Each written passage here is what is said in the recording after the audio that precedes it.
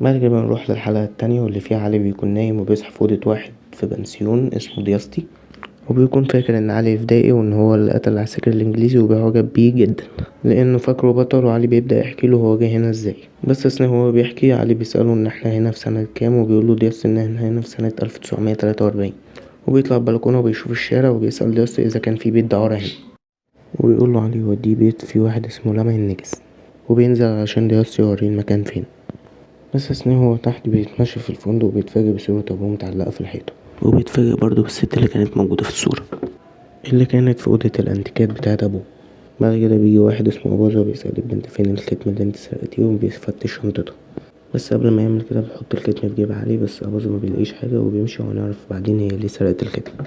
وبيجي داستي واخد علي ويمشي عشان يوديه البيت، وأثناء هو ماشي بيسأله على إن مين الست اللي في البنسيون وإيه علاقتها بصورة تهامي اللي على الحيطة، وبنعرف منه إن